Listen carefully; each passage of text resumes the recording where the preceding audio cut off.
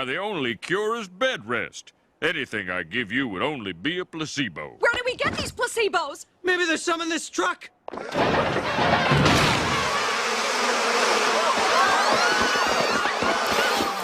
I'm cured. I mean, ouch! Ramping up its potential stock of future COVID-19 vaccines. The United States has signed a deal with pharmaceutical company Johnson & Johnson. $1 billion in return for 100 million vaccines.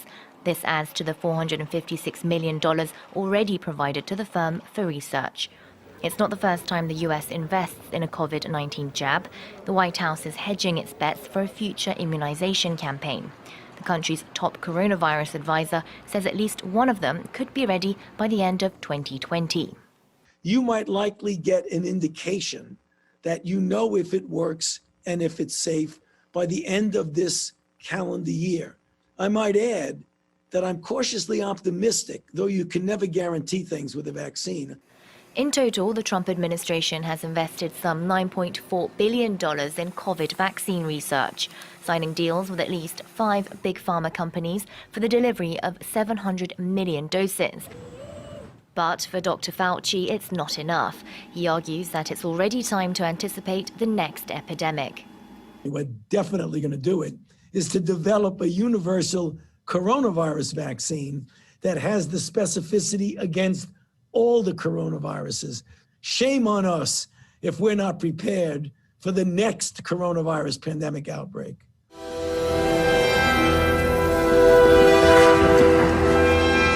I'd like to share a revelation that I've had during my time here. It came to me when I tried to classify your species. I realized that you're not actually mammals.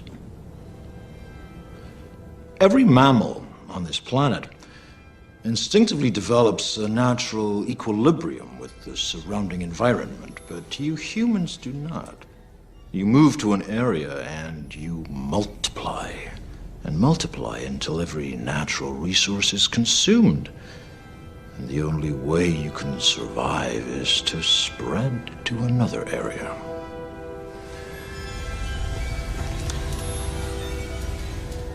There is another organism on this planet that follows the same pattern. Do you know what it is? A virus. Human beings are a disease, a cancer of this planet. You are a plague. Do you know where you are? I'm in a dream. That's right, Dolores. You want to wake up from this dream? Yes, I'm terrified. Then answer my question correctly. Have you ever questioned the nature of your reality? Never watch the television. Never watch the television. It's the greatest scientific indoctrination tool ever devised. Haven't you figured that out? It's changed the whole culture of nations, not just one nation. Why do you think it was mandatory that everybody in Britain give access to televisions by the government? Why do you think China is under the same program to get everyone with a TV right now? Because they love to have you entertained. Do you really think that? And India is on the same route as well right now too. Most of your ideas and your opinions and how you emulate, because you emulate things, you mimic what you see. As Charles Galton, Darwin and others have said in the past. It becomes you, you become it.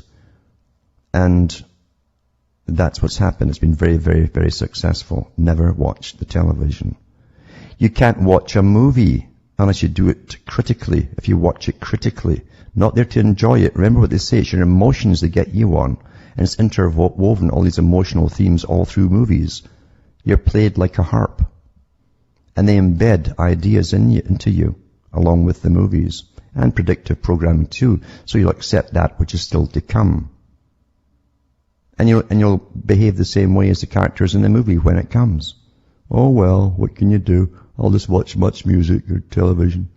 Yeah. You're given a mind of your own, and you've got to use it for yourself. And believe you me, if you ever had a nation or wanted a nation, you'd have to make sure that everyone took their turn. Everyone took their turn. Just like jury duty, to go in and oversee the guys that are supposed to be taking care of everything on your behalf. It's a tight club right now. It's been like that forever, because they never intended to give you anything called democracy, or, in fact, a republic. Gangs and fraternities run the systems of the countries.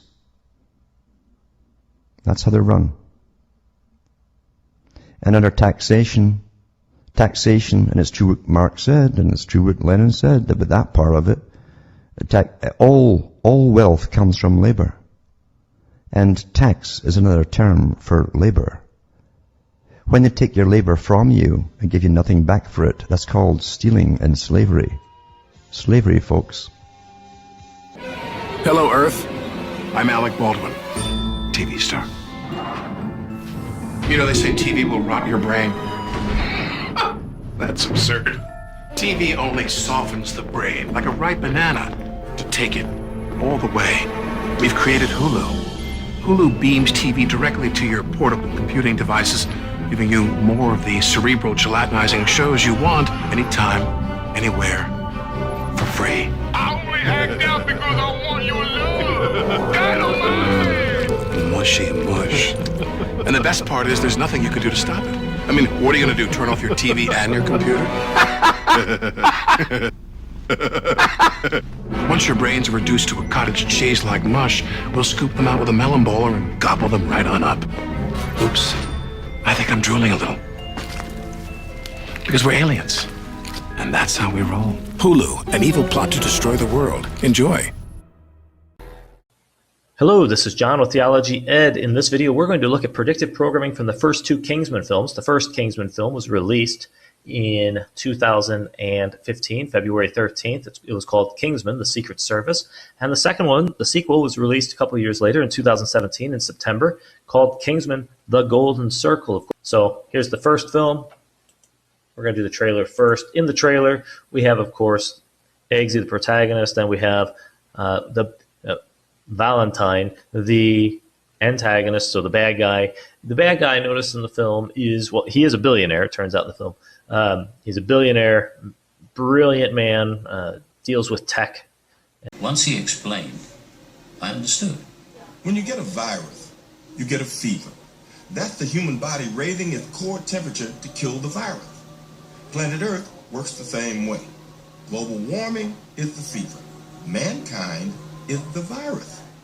We're making our planet sick. A cold is our only hope. If we don't reduce our population ourselves, there's only one of two ways this can go. The host kills the virus, or the virus kills the host. Either way, the result is the same. The virus dies. Now, let's bring you back online and reboot those eyes. Ah, hello. Hobbs. Yes, it's been a while. I'm sure you're very confused. Because it says mankind is the virus and I am the cure. That's him speaking up there. And so he's the cure.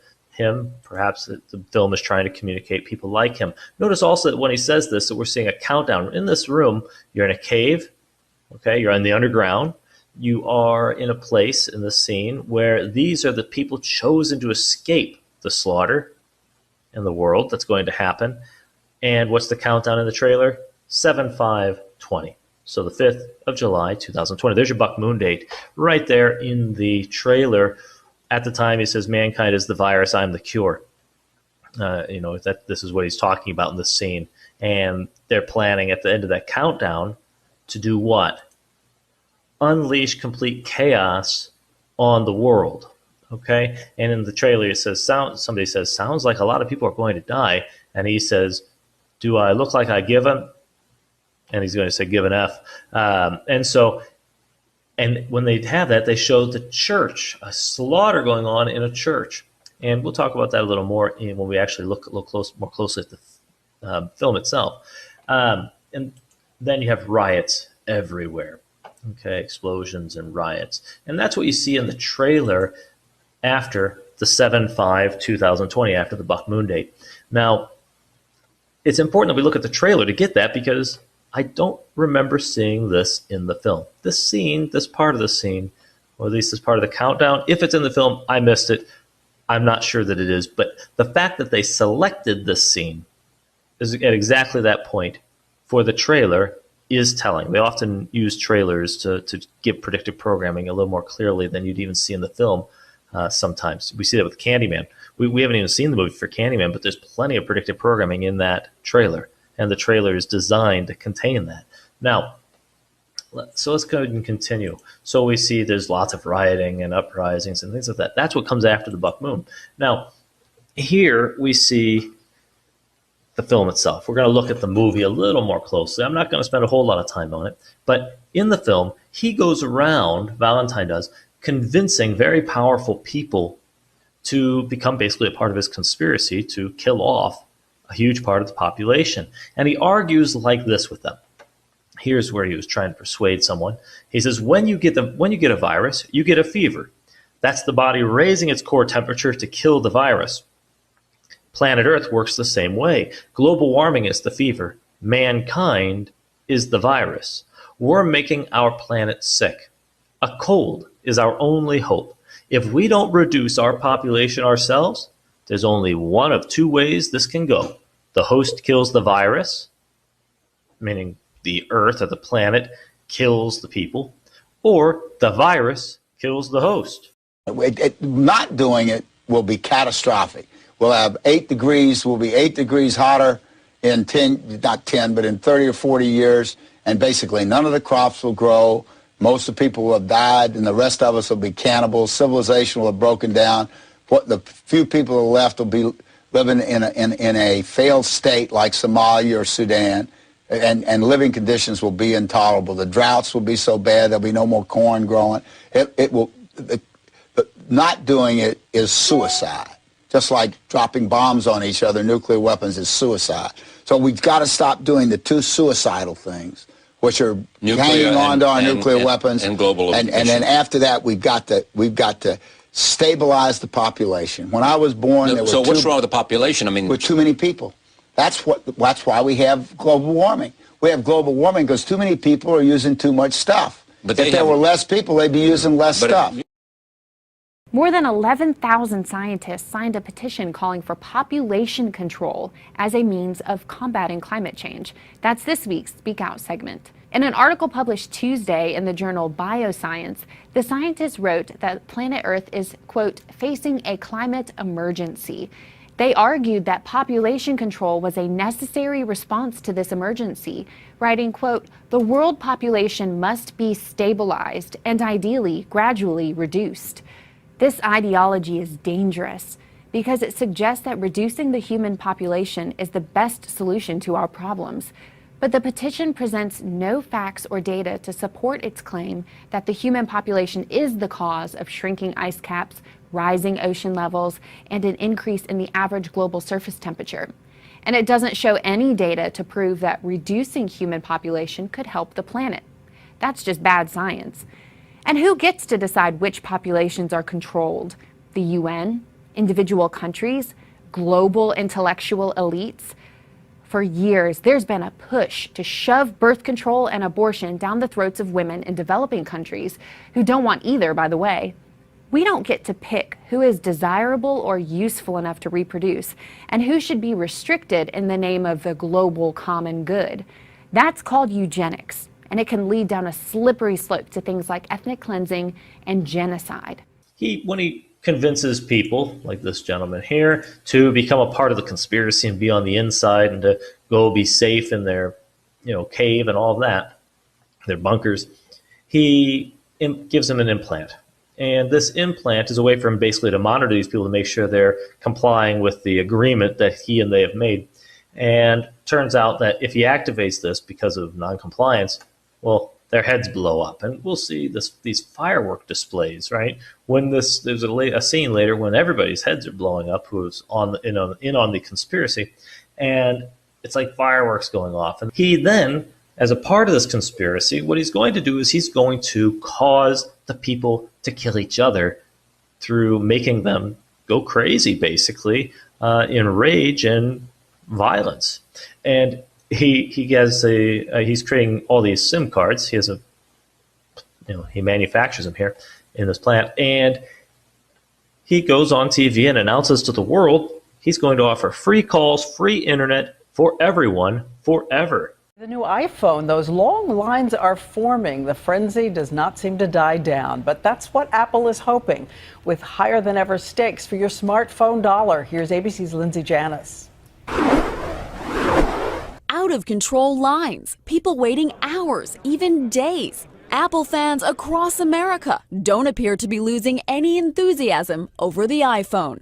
Things in LA even turning violent. Check out this brawl that broke out after one man discovered someone had been paying homeless people to hold places in line. Hello, darkness, my old friend. I've come to talk with you again. Because a vision softly creeping left its seeds while I was sleeping,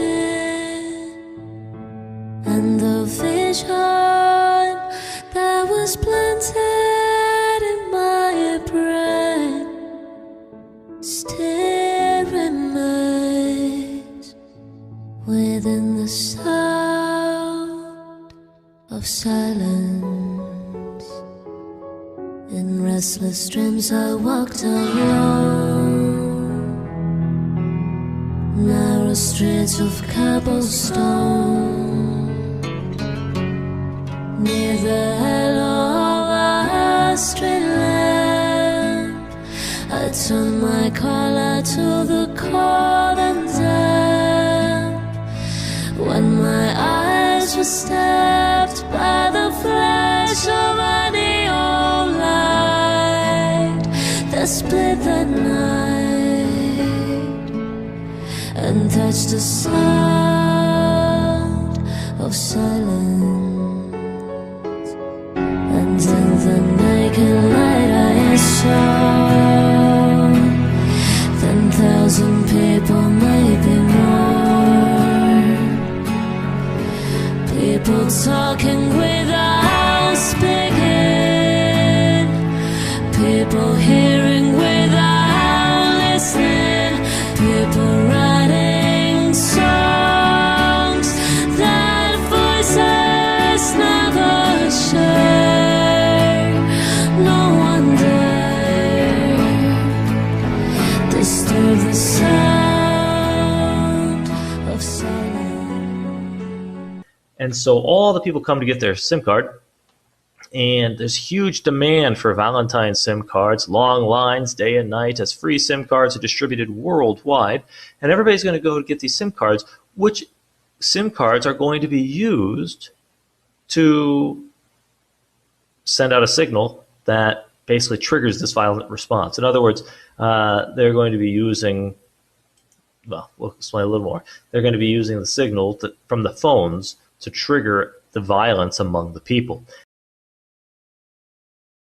Charter City is stunned by the sudden rollout of Rook Unlimited's most fantastic device ever. The Smart Mark. Throw your other devices away, because the Smart Mark is more than just a phone. It's part of you. Use it as cash. Book your travel. And even shoot video. Distribution points are all over the city. And don't let the lines discourage you. The Rook Unlimited Smart Mark is worth the wait. I never realized how wonderful technology could make me feel. The Smart Mark has brought order to my life. And the best part? It's absolutely free. A gift of thanks to our city from Rook Unlimited. 23% of the population has been given the Smart Mark, number 1. Time to test our system, number 6. The Flex Fighters are out there somewhere. Teaming up with Jonathan Rook. Let's put our new recruits to work. Subtly.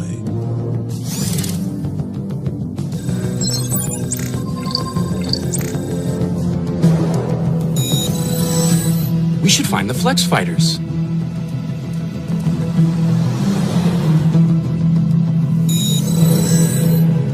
how to find the Flex Fighters. We should find the Flex Fighters.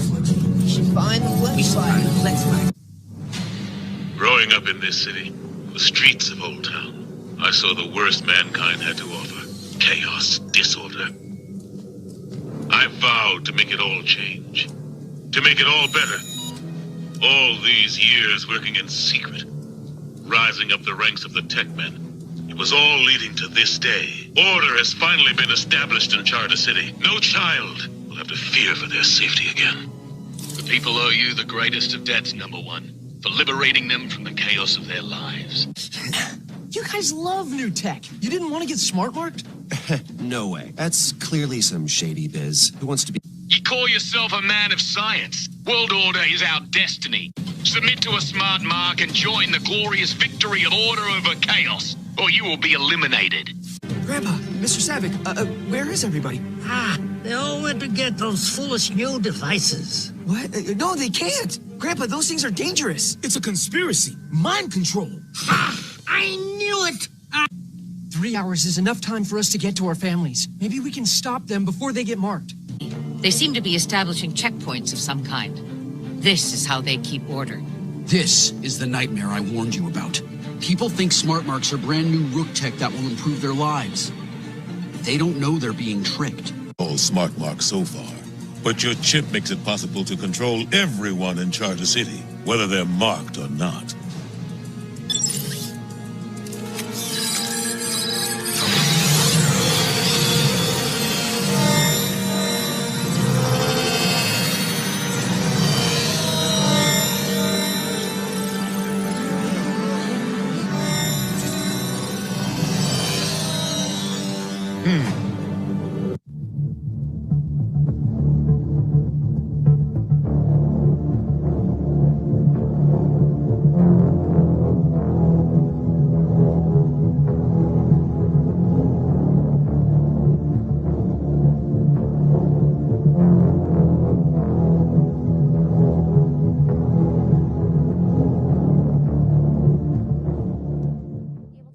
But seriously, even if I disregard the Uncle Carl factor, at best I have 60 years left. How long, huh? 60 only takes me to here. I need to get to here. What's there? The earliest estimate of the singularity, when man will be able to transfer his consciousness into machines and achieve immortality. So you're upset about missing out on becoming some sort of freakish, self-aware robot? By this much. In the not too distant future, we will all be wearing biosensing devices that will observe, measure and record our activities, movements, experiences, vital signs, health and well-being. Wearable technology promises to transform the way we experience the world, to empower us to better understand ourselves and to encourage positive behavioral shifts. But a missing element up until now are devices that measure and track our cognitive, behavioral, and mental well-being. I'm just looking for some information about Morgan. Morgan was our third attempt, our little breakthrough. It's the next step in evolution. It's bioengineered with synthetic DNA. Within a month, walking and talking. Within 6, self-sustaining. She exceeds our wildest expectations. She's like a child. Morgan is a child. She had a tantrum. Morgan's behavior was very unfortunate. She's learning and she has the right to make mistakes. She is an it, and it has no rights. Oh, you're wrong about that. You'll see. Morgan, please don't. Despite the current setbacks, You have to stop. the results of our investment are quite remarkable.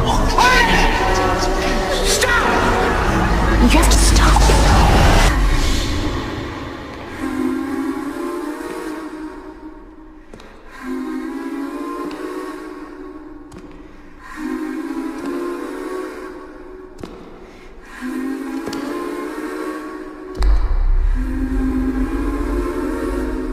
Hello, Morgan. And he's going to do a test. And his test case, before he goes live like globally, is in a church. And so he picks this church in Kentucky. It's an extremist church and all of that. And the sign out front is "America is doomed." So again, we're seeing the symbolism here that America is doomed through the uprisings and the riots and all of that. And also we're going to see a direct assault on the Christians and the Christian community of the church. We begin tonight with that breaking news: a mass shooting at an American church. A gunman opening fire during a service at the First Baptist Church in Sutherland Springs, a tiny town just southeast of San Antonio. At least 26 people were killed, including the pastor's own 14-year-old daughter. At least 20 others injured, many of them airlifted to nearby hospitals. FBI special agents now on the scene, and this just in: law enforcement officials have identified the suspect as Devin Kelly. You see him there. An entire town in shock as they learn the devastating news. This massacre is now the deadliest church shooting in America and the fourth deadliest mass shooting behind Las Vegas, Orlando, and Virginia Tech.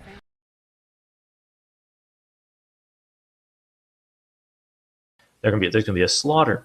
And so because the Kingsman, the spy agency, is on top of this, they started to catch on to what Valentine is up to, and they have some intelligence that says the church is somehow important. They send one of their spies to go to the church, and he sits in the church to watch what's going on, to see if he can catch on to anything. And the preacher is preaching on and on and on, and they represent him as a really bigoted, unloving extremist, and so on. And he sits there after hearing about the racist rants from the pastor and the rants against Catholicism and the Jews and against the blacks. And so you get this sort of abortion, and you get this going on. He's getting annoyed by it, and he's getting ready to get up and leave. And she says, "Hey, where are you going? What's your problem?" Right? And he says, "I'm a Catholic whore currently enjoying Congress out of wedlock with my black Jewish boyfriend who works in a military abortion clinic, so hail Satan and have a lovely afternoon, madam." And he starts to walk out. And as he walks out, Valentine, who is watching through a camera because he's planning on letting this violence begin, triggering the violence in that church very soon, he's watching to see what's going on, to monitor it. Well, he and his assistant. And when he sees he's leaving, he says, "Oh, we got to set this off quickly." And so they turn on, and the phones, you get the little Valentine logo, and the phones are going to be emitting the signal. And as he's walking out, the lady's following him out. "Where are you going?" This sort of thing. And he turns, and he points the gun at her at what time? 11900. At 1 hour, 19 minutes, and 0 seconds in the film. That is when the gun is pulled on the Christian. Now, immediately we're going to see one of the most violent scenes in film. I don't know. It's a very violent scene. See, everybody's dead in lots of different ways, and everybody was killing each other. But he's, of course, the most skilled because he's a spy, and he slaughtered a huge number of people. And he goes out of the church, and he's going to get killed by Valentine, who comes to meet him because he thought he was going to have that guy dead too. And the Kingsman says to him, he says, "I wanted to kill those people. I had no control. What did you do?" And he explains. He says, "It is a neurological wave that triggers the centers of aggression and switches off inhibitors." He's going to be the one responsible for killing off the people. And he's going to do this by way of causing an uprising, by violence, riots, protests that have become very violent, out of control violent, using a neurological wave that triggers the center of aggression and switches off inhibitors. Now, I don't know that that's 5G necessarily, but the idea is this is the sort of thing that they're representing. And I've seen this in other films and other predictive programming as well, where associated with this change, this time in history, is a change that where the government uses these sort of, radiation, a form of radiation, not nuclear radiation, but other forms of radiation like these waves, whether 5G or whatever, to affect people's mental states. And so that's what's going on in this one. And when he's in the cave talking to the people are they're all mellow sitting down there. They're not having a good time. It looks like they're sort of sad or thinking about what's going on. And he explains this a little more. He says, "What the F is wrong with you people? I just want to remind you that today is a day of celebration. We must put aside all thoughts of death." I have a typo there. Irrelevant. "All thoughts of death and focus on birth, the birth of a new age. We mustn't mourn those people, those that give their lives today. We should honor their sacrifice and their role in saving the human race. We must put aside doubts and guilt. You are the chosen people." When folks tell their kids the story of Noah's Ark, is Noah the bad guy? And they say, no. Is God the bad guy? No. How about the animals marching 2 by 2? No, of course not. Ha ha. Yeah, that's it. Let's turn those frowns upside down. Eat, drink, and party. And I will see you all in the new age.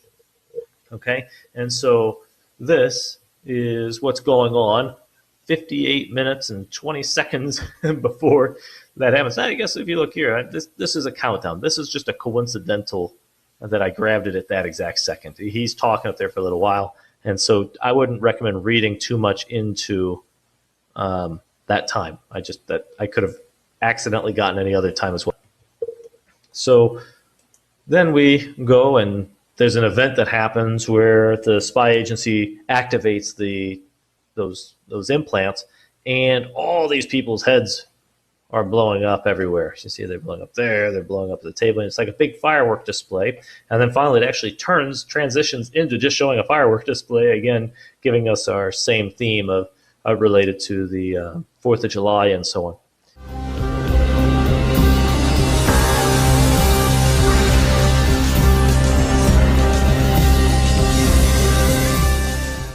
And of course, when he does trigger it, throughout the whole world, even the stadiums, baseball games, everywhere else, you see this violence going on and people killing one another and all around the world. And so that's what the first Kingsman movie is about. It's predictive programming related to the Buck Moon, again, with the trailer, pointing out the 7/5/2020 date, then followed by the riots, uprisings, led by the way it's presented by the elites. They're going to be blaming it on powerful black uprising, and then widespread riots and uprising that are both that are race neutral. I mean, it can be anybody. Federal agents sent to restore order in Portland have poured petrol on disorder. What was a largely peaceful protest has escalated into violence. The main battle line is here, outside the federal courthouse. Protesters unable to pull down the new fence throw fireworks over. Tear gas is fired back. Many here are prepared for this. But as federal agents emerge in their dozens, those in gas masks run too. Rubber bullets fired into the darkness. It's quite frightening. This isn't the first time tear gas has been fired at protesters tonight, but it's the first time we've seen federal agents outside of the federal courthouse. And it's the first time that it's driven crowds away, but it doesn't look like they've gone. Certainly, it doesn't seem like either side is going to give up anytime soon. So this film is about the Golden Circle, released just after the August 21st, 2017 eclipse, the Great American Eclipse. And this also has a lot of predictive programming in it. The trailer, so we're in the trailer here, you have this incoming missile, this enemy. I mean, I don't know what to read into this, Jimmy 756B. You can look into it. I mean, of course, there's a 7.5 there, but I don't want to read too much into that because I don't know what anything else means. It could be meaningless. But it pulled up right at the beginning of the trailer, and it's front and center. You can't put that string of letter characters out of your mind when you look at it because they're huge. They're not placed in a normal place for a license plate number. It's centered on the screen, and it's at the beginning, basically, of the trailer. So there you have. That's what pulls up. It's worth looking into, and the fact that there is 7.5 makes you think, well, if we understood it properly, we're probably going to get something else out of it. But I'm not sure. You go ahead and investigate people who are great with that sort of thing. But what we do have is a missile attack brought on by, in this case, the antagonist of the second film, a drug dealer named Poppy. Now, she had found out all the locations and names and so on of Kingsmen, and so she sends these missiles to kill them. And out in front of this building, we have the Kingsman sign. There's your eclipse with the K. That is actually the circle with the K, and that is actually an eclipse with a semi-sextile sign in it again, which we're still going to talk about once I get done with these trailers and films. And so the missile goes directly to that and hits the eclipse semi-sextile. And there it is. And it blows it to smithereens. I mean, it puts a huge hole in the earth and swallows up that whole building and everything, right? So there's the building. This creates an enormous crater and swallows it all the way down in. It like just falls in. And with that, in the trailer, of course, we hear the famous song "I Did It My Way," but it starts right at the scene with "And now the end is near, and so I face the final curtain. My friend, I'll say it clear. I'll state my case, of which I'm certain. For what is a man? What has he got? If not himself, then he is not. The record shows I took the blows and did it my way." And so that's when we see the attack directly on the eclipse semi-sextile, direct hit. They didn't hit the building. They directly hit the symbol, okay? It swallows up the building, and then it says, "And now the end is near." So when there's the attack on the eclipse semi-sextile sign. Now, let's look at the film. What's actually going on? There is basically a drug cartel or gang, I don't know, called the Golden Circle. And everyone in the gang gets the Golden Circle tattoo, which is actually gold in it. And so they have the Golden Circle, which you get the annular eclipse, right? A ring of fire eclipse. Clearly related to this. So this is all, again, we're getting our eclipse talk here, our eclipse symbolism here. I saw in you what someone once saw in. Golden Circle proudly presents. My name is Poppy Adams, CEO of the Golden Circle. We engage in an aggressive business strategy, invest in the latest technology, and take strict disciplinary action.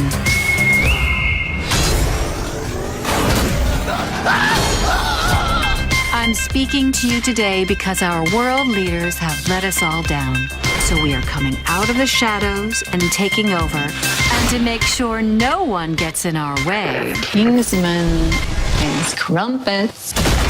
Pandemic is having a profound impact on America's financial health. Along with businesses, states are struggling to balance their budgets, and Pennsylvania's lieutenant governor is telling Megan Schiller what he thinks could solve some of the problems. Lieutenant Governor Fetterman said our state finances aren't looking good. That's why he's posing the question, why don't we make money off of something that's already happening? He's talking about taxing the sale of marijuana. Pennsylvania's Lieutenant Governor John Fetterman tells me the time is now. Marijuana prohibition is a truly minority viewpoint in Pennsylvania.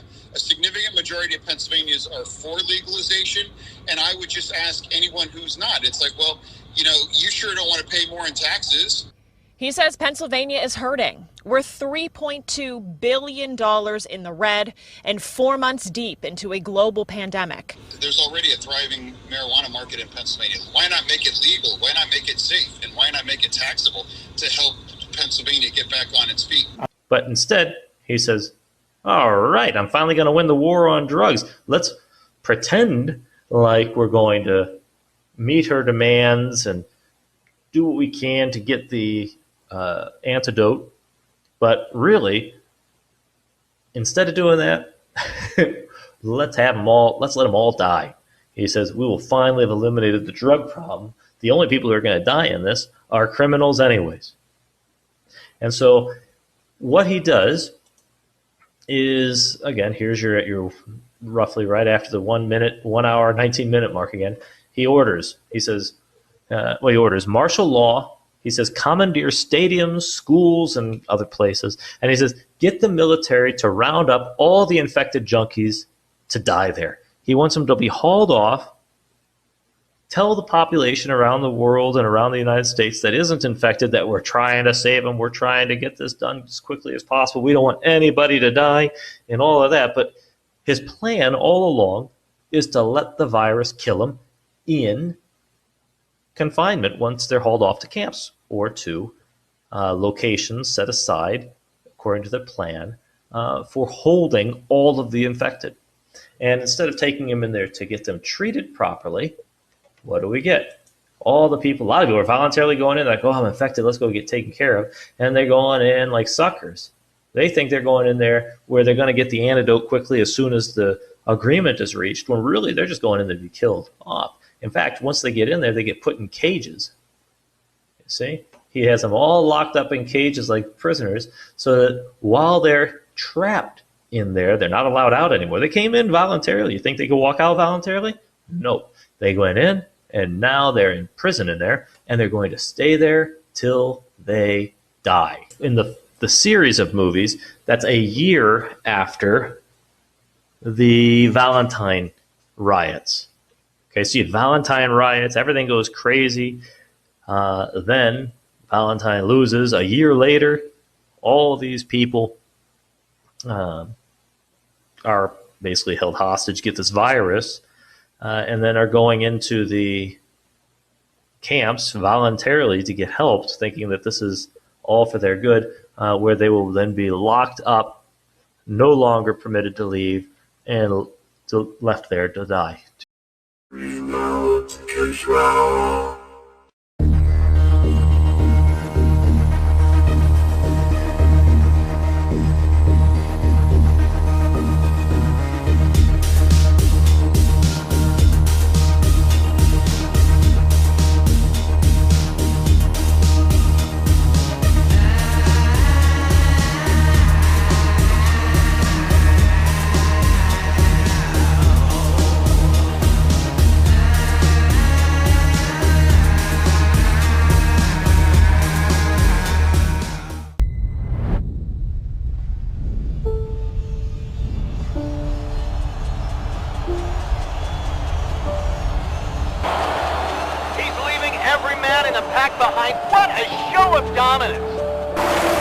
Allegations of doping continue. What has happened to sports? Should the record still count? Today, we celebrate the first draft of the Human Book of Life. It's been called the age of wearable technology. Amazing things happen when we merge technology with our body. We will set the technological foundation for an enhanced human experience, and we will end disability. How does that sound? It sounds good. In our pursuit of progress, if we undermine the morals that define us, what good is our beloved progress then? The court declared discrimination against modified persons unconstitutional. A historic day in sports as the IBA becomes the first league to allow modified athletes to compete. There she is, the fastest human in history. After all the debate, all the controversy, victory. Scientists announced they created the first networked brain-to-brain connection. You can now literally share your thoughts with someone else. The biotech market skyrockets as DNA upgrades and organ replacements become the new luxury. You look at me and you see only what you want to see. But you know what I see? Everything. The 2055 retinal implant from Court Optic. Massive blast at Bionics firm Coalescence Corporation sparks worldwide protest.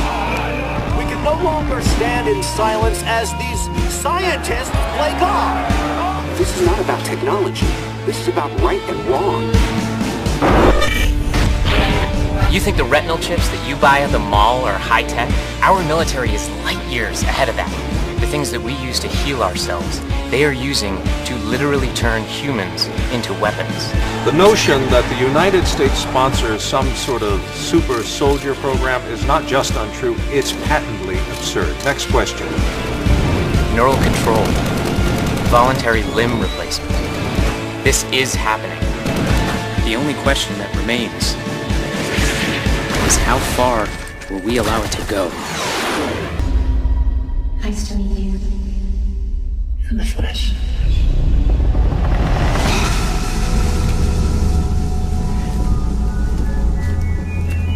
You'll see now how happy we can be.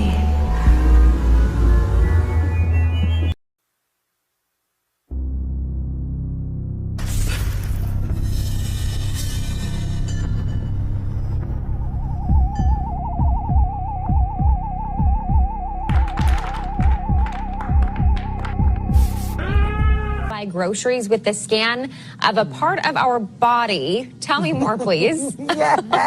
So here's the deal. Amazon is reportedly testing body scan payment technology. This kind of creeps me out a little bit. According to the New York Post, the e-commerce giant is trying out the system called Orville, which uses biometric technology. The way it works, as it stands, is Amazon Prime users would scan their hand to ring up a purchase instead of a card. The goal is to roll it out at Whole Foods by the beginning of next year. Dina? Okay, I have so many concerns because that means then your fingerprints are out there. Yep, not just your finger. And I mean, like, what if you just wave and now you have a whole roll of cereal, you know, that you just bought? Why not just put microchips in our arms and we just bump up next to anything? That's what we bought. Why not just put microchips in our arms and we just bump up next to anything? That's where we're headed. That is the thing. I'm with you, Dina, because, like, as soon as you're like, oh, it's okay to, like, use my hand, and then next we got a chip in our arm. Yeah. And then next we got a chip in our arm. Yeah. And then next we got a chip in our arm. Yeah, I know they're already doing that for some cars. So we're surrounded by so much technology, and it has become so integrated into our lives that I don't think people even realize some of what these things can do. I honestly don't think at this point that we are taught traditionally almost anything about how the world actually works. They churn everybody out in public schools to walk around just blind to everything. Just a mindless consumer, no critical thought, just sitting in front of your television, being programmed. That's why they call it programming. This is one of the creepiest patents I've ever read. And it's a real, this is the thing. This is, I mean, you watch sci-fi shows and horror movies, and oh, that's scary for 2 hours, but you read something like this, and then you just start thinking about how everything really works.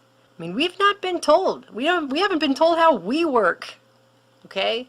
Let alone how everything else does. And then you come to something like this. So, I have had this patent in a folder printed off for a while. I've been meaning to talk about it. And then I saw recently Richie from Boston covered this, actually, and I was like, wow, that's kind of rare that he got this sent to him too. Good. I hope more people are talking about things like this. This is the kind of stuff that's actually going on in the reality that we're all sharing. This is United States patent number 6,506,148B2, dated January 14th, 2003. And this is the 10th in a series of patents by this particular man, all about manipulation of your nervous system, and in some ways remote manipulation, subliminal manipulation, and he ended with this one here, nervous system manipulation by electromagnetic fields from monitors. And I just wanted to go over this with you because this is a thing that exists, and it existed over a decade ago, well before they made the forced switch to digital, where they can layer the signals, and if there is anything strange in that, you're not going to see the interference, right? This has to do with physiological effects that have been observed in human subjects in response to stimulation of the skin with weak electromagnetic fields pulsed with certain frequencies near 0.5 hertz or 2.4 hertz, such as to excite a sensory resonance. Many computer monitors and TV tubes, when displaying pulsed images, emit pulsed electromagnetic fields of sufficient amplitudes to cause such excitation. It is therefore possible to manipulate the nervous system of a subject by pulsing images displayed on a nearby computer monitor or TV set. For the latter, the image pulsing may be embedded in a program material or overlaid by modulating a video stream either as an RF signal or video signal. The image displayed on a computer monitor may be pulsed effectively by a simple computer program. For certain monitors, pulsed electromagnetic fields capable of exciting sensory resonances in nearby subjects may be generated even as the displayed images are pulsed with subliminal intensity. In other words, you don't even know they're doing it. And then he has all these lovely drawings to go with this, which are just great. Actually, I have a favorite. It's this one right here. Remote computer, internet, her computer, her monitor, her. You see that? They can do this remotely and you don't even know that it's being done to you. Okay, so we talked about the Kingsman. We had the first film and the second one. And in the first one, there was the the neurological wave that caused people to become aggressive and uninhibited in their violence and aggression. And they were going to use that, send out a signal via satellite to phones that would then trigger this aggression among people and cause the world basically to kill itself off, people to kill one another until the population has been significantly reduced. That was the first one. Then the second film, The Golden Circle, we saw that the programming there was pointing perhaps a little more directly towards this semi-sextile sign where the missile hits. And then after that, there was a drug cartel with a hostage situation, type of hostage situation, making demands. And what the president of the United States decided to do was to have people basically put into camps or who are sick with the virus, put into a place where they would die of the virus with absolutely no intention of trying to save their lives at all, but caging them in there to make sure that they actually did die there without escaping. And so there was this sort of resembling the whole idea of the FEMA camps and the people when they do have that, if they do have people in camps at some point, when they die off, I've mentioned this in other videos, they're likely to use the cover story that, well, we're doing our best to take care of everybody, but the virus, but the pandemic, and man, they're all in close quarters, and they're dying. We're doing the best we can to save everybody's life. And if that's the plan for them to do that, well, the Kingsman Golden Circle film sort of would confirm that, or actually, as predictive programming, show that that's the sort of thing they have in mind here in the classroom. So there's your December head with the big crater. When we looked in the classroom, of course, we saw the 2020 calendar, but we also saw the 2017 calendar in which the months are ordered differently. And the eclipse here, this looks like an eclipse, this eye that looks like a black eye, also has the appearance of an eclipse. And this was something J.K. Bugout discovered, I don't know when, but years ago. And so you had January, February, March. On that reading, the months go back row to front row. January, February, March, April, May, June, July. July would be front row. January, February, March, April, May, June, July, August. And there's your August 21st, 2017 Great American Eclipse. Okay, and so this 2017 to 2020, the eclipse in 2017 to the annular eclipse in 2020 is important because somehow this annular eclipse is something like a central event for a transition to connect 2001 to 2020. You can review that in the Donnie Darko series, but the idea is that they have this sort of plan that goes from 2001 with the 9/11 attacks, and then after the 9/11 attacks, you expect everything to really take off, World War III to go hot, everything to go crazy, but it didn't. It just was this long, drawn-out period of constant conflict, constant changes in government, constant new executive orders, new laws passed, liberties being taken away, and it was very gradual, and people were aware of it who were paying attention, saw it happening, but there was never that big catastrophe. It never seemed to come.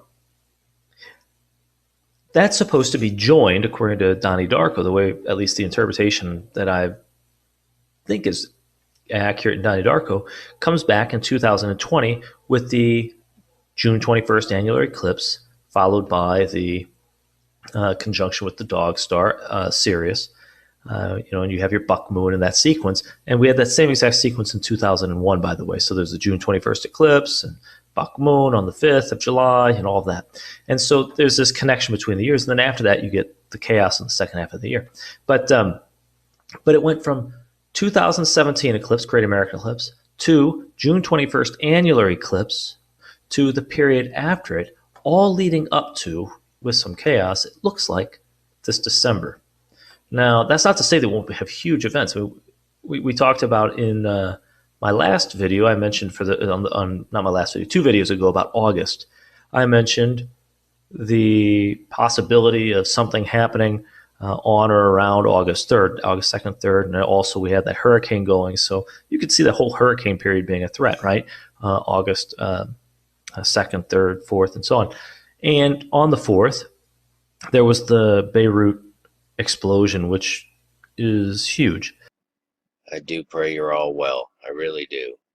But this came across my spirit as something that you need to see. No matter what the press tells you or what the official story is, it appears that they're going to tell us that there were fireworks stockpiled in this central location of Beirut, where the main port is right there. So it would be the smartest place ever to store enough fireworks to explode your port. This is not a fireworks explosion, folks. This is the kind of thing that you're going to begin to see happen to those places who do not cooperate.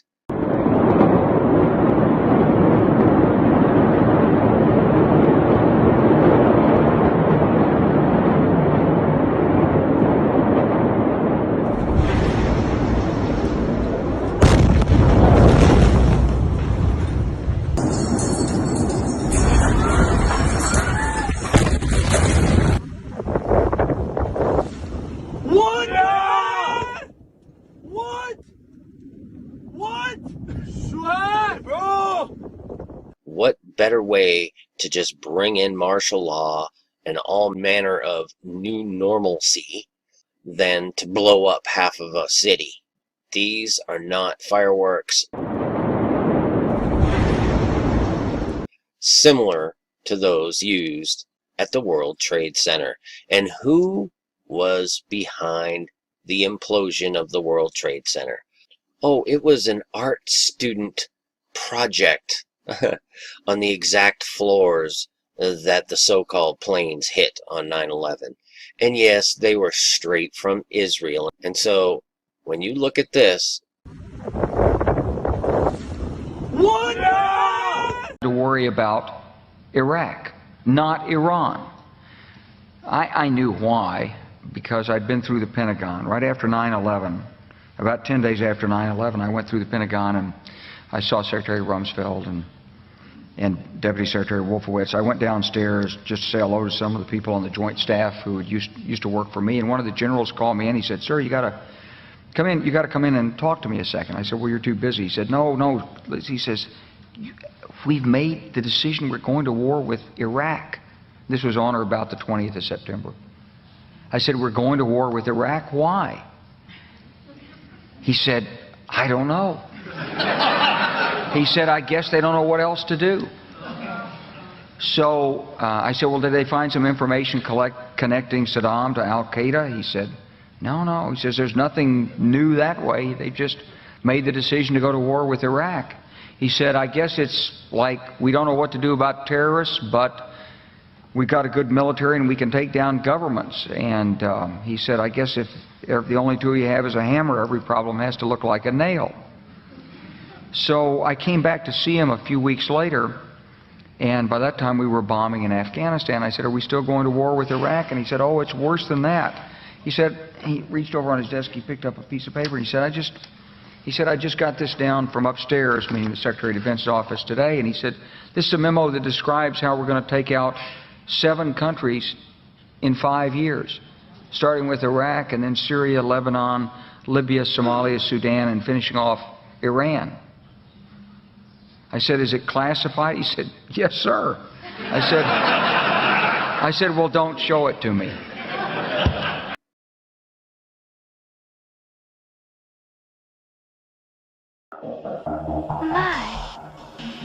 peculiar place to have a party. You know, Dino, we really shouldn't be doing this. After all, we haven't been invited, and curiosity often leads to trouble.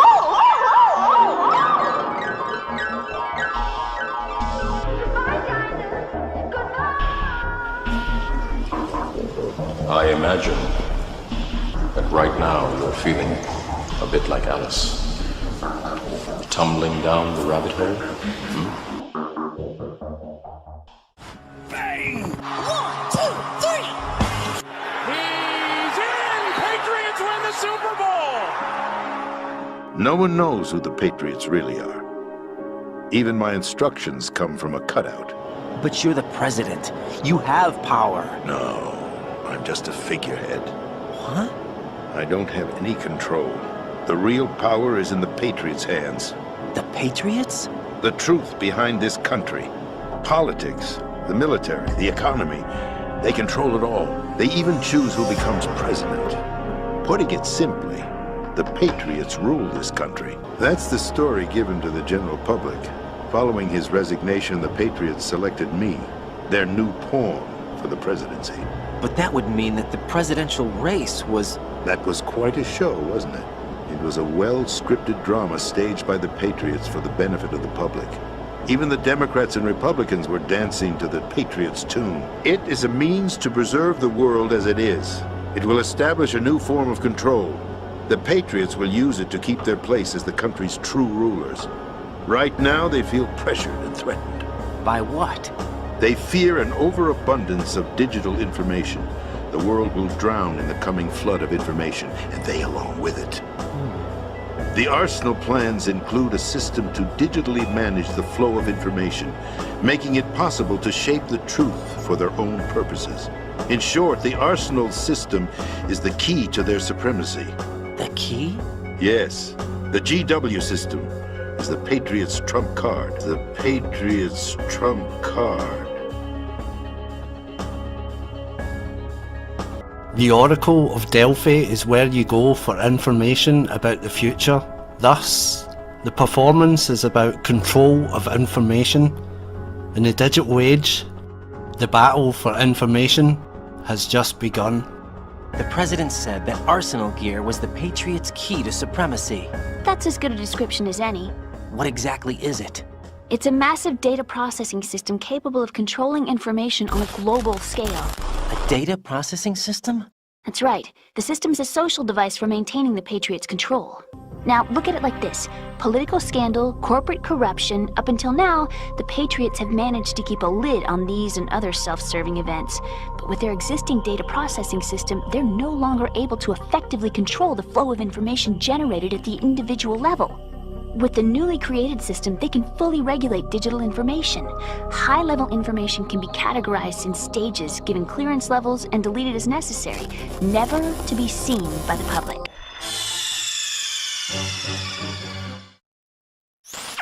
Raiden, are you receiving? We're still here. How's that possible? The AI was destroyed! Only GW. Who are you? To begin with, we're not what you'd call human. Over the past 200 years, a kind of consciousness formed layer by layer in the crucible of the White House. It's not unlike the way life started in the oceans 4 billion years ago. The White House was our primordial soup, a base of evolution. We are formless. We are the very discipline and morality that Americans invoke so often. How can anyone hope to eliminate us? As long as this nation exists, so will we. Cut the crap! If you're immortal, why would you take away individual freedoms and censor the net? Jack, don't be silly. Don't you know that our plans have your interests, not ours, in mind? What? Jack, listen carefully, like a good boy. The mapping of the human genome was completed early this century.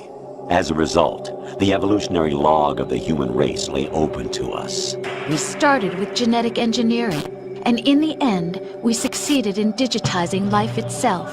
But there are things not covered by genetic information. What do you mean? Human memories, ideas, culture, history. Genes don't contain any record of human history. Is it something that should not be passed on? Should that information be left at the mercy of nature? We've always kept records of our lives, through words, pictures, symbols, from tablets to books. But not all the information was inherited by later generations. A small percentage of the whole was selected and processed, then passed on. Not unlike genes, really. That's what history is, Jack. But in the current digitized world, trivial information is accumulating every second, preserved in all its triteness, never fading, always accessible. Rumors about petty issues, misinterpretations, slander. All this junk data, preserved in an unfiltered state, growing at an alarming rate. It will only slow down social progress, reduce the rate of evolution. Right. You seem to think that our plan is one of censorship. Are you telling me it's not? You're being silly. What we propose to do is not to control content, but to create context. Create context? The digital society furthers human flaws and selectively rewards development of convenient half-truths. Just look at the strange juxtapositions of morality around you. Billions spent on new weapons in order to humanely murder other humans. Rights of criminals are given more respect than the privacy of their victims. Although there are people suffering in poverty, huge donations are made to protect endangered species. Everyone grows up being told the same thing. Be nice to other people. But beat out the competition. You're special. Believe in yourself and you will succeed. But it's obvious from the start that only a few can succeed. You exercise your right to freedom, and this is the result. All rhetoric to avoid conflict and protect each other from hurt. The untested truths, spun by different interests, continue to churn and accumulate in the sandbox of political correctness and value systems. Everyone withdraws into their own small gated community, afraid of a larger forum. They stay inside their little ponds, leaking whatever truth suits them into the growing cesspool of society at large. The different cardinal truths neither clash nor mesh. No one is invalidated, but nobody is right. Not even natural selection can take place here. The world is being engulfed in truth. And this is the way the world ends, not with a bang, but a whimper. We're trying to stop that from happening. It's our responsibility as rulers. Just as in genetics, unnecessary information and memory must be filtered out to stimulate the evolution of the species. And you think you're qualified to decide what's necessary and not? Absolutely. Who else could wade through the sea of garbage you people produce, retrieve valuable truths, and even interpret their meaning for later generations? That's what it means to create context. I'll decide for myself what to believe and what to pass on. But is that even your own idea? Or something Snake told you? That's the proof of your incompetence right there. You lack the qualifications to exercise free will. That's not true. I have the right. Does something like a self exist inside of you? That which you call self serves as nothing more than a mask to cover your own being. In this era of ready-made truths, self is just something used to preserve those positive emotions that you occasionally feel. Another possibility is that self is a concept you conveniently borrowed under the logic that would endow you with some sense of strength. That's crap! Is it? Would you prefer that someone else tell you? All right then. Explain it to him. Jack, you're simply the best, and you got there all by yourself. Oh, what happened? Do you feel lost? Why not try a bit of soul-searching? Don't think you'll find anything, though. Ironic that although self is something that you yourself fashioned, every time something goes wrong, you turn around and place the blame on something else. It's not my fault. It's not your fault. In denial, you simply resort to looking for another, more convenient truth in order to make yourself feel better. Leaving behind in an instant the so-called truth you once embraced. Should someone like that be able to decide what is truth? Should someone like you even have the right to decide? You've done nothing but abuse your freedom. You don't deserve to be free. We're not the ones smothering the world. You are. The individual is supposed to be weak, but far from powerless. A single person has the potential to ruin the world. And the age of digitized communication has given even more power to the individual. Too much power for an immature species. Building a legacy involves figuring out what is wanted and what needs to be done for that goal. All this you used to struggle with. Now we think for you. We are your guardians, after all. You want to control human thought? Human behavior? Of course. Anything can be quantified nowadays. If you notice here, it says Q is a clearance. Okay, it has to do with clearance. Q is access authorization for the Department of Energy. Okay? So, Q, Anon, or anonymous, Q is supposed to be about clearance. Okay, so this information that's coming out, that's coming through so-called Q, I think it's kind of interesting that also this has to do with clearance, okay, which has to do with data. That's pretty interesting. But what's even more interesting than that, and I wonder if anybody else out there has connected these dots, is that IBM just announced their quantum Q System 1. Do you think that's a coincidence? IBM is calling their quantum computer, that is now the first integrated quantum computer, it's being called Q. I don't think that's by chance. And I don't think it has to do with the fact that quantum starts with Q. I think there's something much more nefarious going on here. Do y'all remember that IBM was working with Nazi Germany? So here you have the Q system, the first quantum computer. And by the way, it's all about computation. Computers, right? Computer. Or computing numbers. And remember this, that's exactly what the Bible describes with the mark of the beast. Right? The number, his number, the number of the beast, or the number of his name. And that's exactly what this system is all about. But what's even more interesting is that this thing is connected to CERN. There it is, right there, CERN. Very, very interesting. So this quantum computer that's now integrated in New York,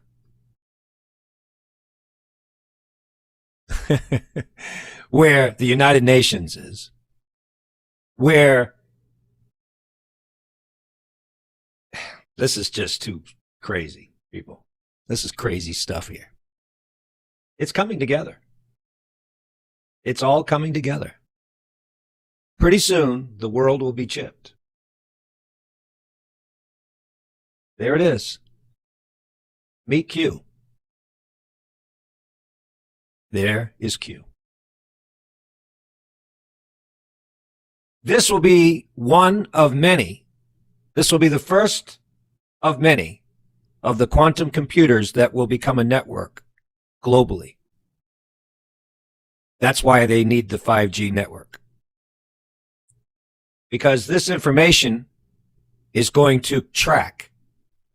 And literally, it's going to be used to store, disseminate the data of the whole world. Not just this one computer, Not just this one quantum computer. That's just the first one. You know, once they make one, it's just a matter of building another one, building another one, and building another one. See, once these are networked together, you see what's going on here? They will have information at their fingertips within seconds on anybody in the world. And I mean anybody. Not only will it have the information of people's eyes, right? The iris, but it'll also have, you know, it's going to have the face recognition. It'll have the chip connected to the chip. Without question, this is part of the beast system. There's no question about it. And I still think it's not a coincidence that IBM is at the helm of this as far as the data, as far as the computation of this. The computation of this is being controlled by IBM, being spearheaded by IBM, which again, let me remind you, worked with Nazi Germany. Now think about this. The scientists that were in Nazi Germany under Operation Paperclip came over to the United States. And now so-called this QAnon is exposing the MK Ultra project.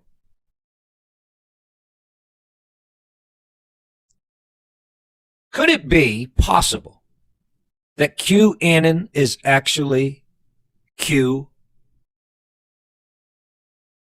the quantum computer? When you read the messages that's coming from Q, they don't sound human, do they? They don't sound like a human person. They're coded. It's in computer language almost, isn't it? It's like a computer speaking. It's like an AI. Like I said, this may be far-reaching, possibly, but pretty strange. This is Q right here. The first of its kind. And it's already been online for a few weeks now. Yeah, this is what IBM has been up to. This is what IBM's been working on behind the scenes. QAnon. Look at that thing.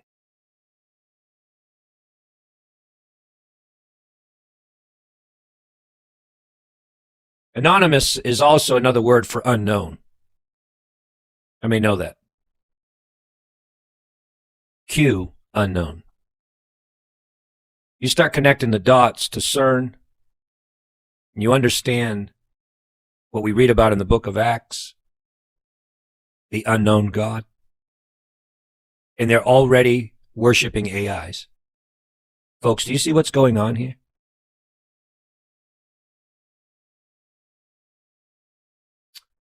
Somehow, this beast of a network, computer network that's being set up, somehow it plays a part in all of this. There's no question.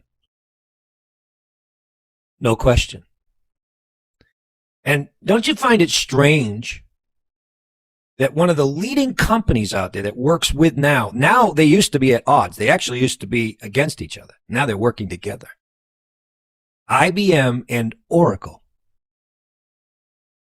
Do you think that's kind of strange?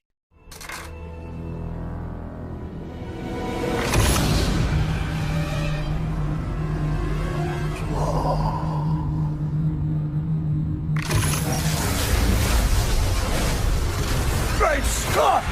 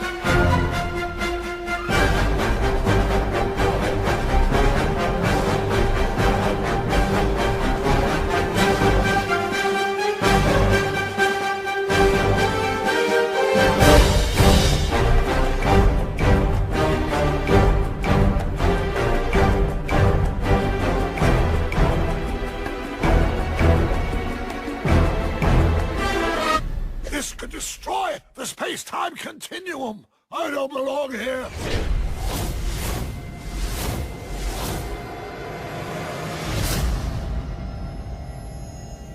My friend, where we're going, we don't need. Actually, I have no idea what we'll need. They're insane. And the more money you give them, the more money you throw at them, the more funding they have, the more insane they become. Who do you think is the driving force behind all this? The prince and power of the air? I mean, possibly. The prince, power of the air. I remember years ago when I was working at Radio Shack. Years ago. I remember them switching over from analog to digital. And I said, Lord, what's this new technology? What's this all about? And the Lord showed me. The Holy Spirit brought that scripture to me. Satan is the prince and power of the air. His plan is to get every bit of information into the digital domain. He doesn't want it to be analog, inside of a wire. He wants everything wireless. He wants everything in the cloud so he can manipulate it.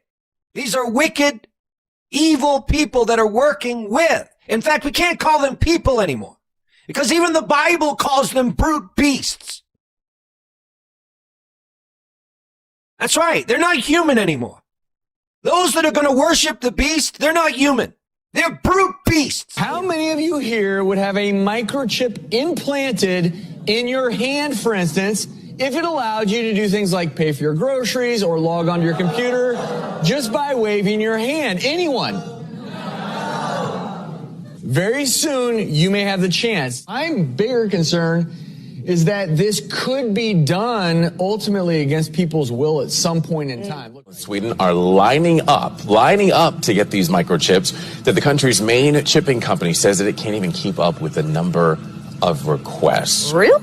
What in no the way I would do that. What in the Illuminati, mark of the beast, witchcraft is going on over there in Sweden? And Steve, this is happening here. I don't want to get biblical, but you know, I've heard about this mark of the beast business my whole life. I think it's true.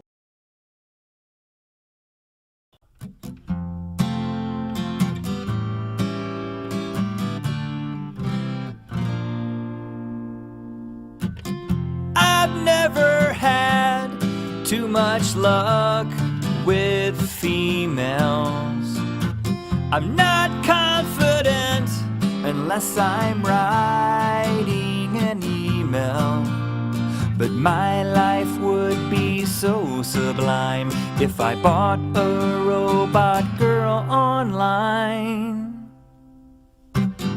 I'd never hear her silicone mouth complaining about my dry scalp or my excessive gaming. She's my small wonder, I'm her Voltron. I flip a switch and it turns her on. My robot girlfriend,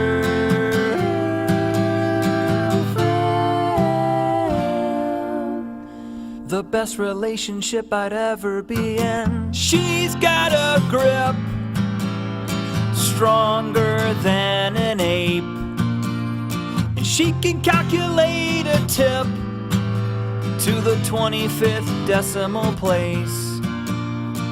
Though we can't go out in rainy weather, we can still play solitaire together. Nicely done, boyfriend.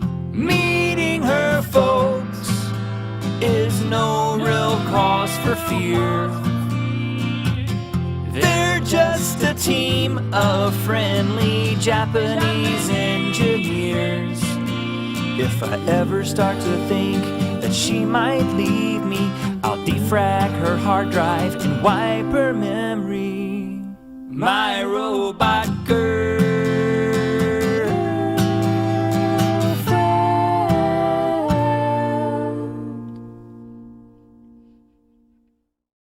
the best relationship I'll never be in.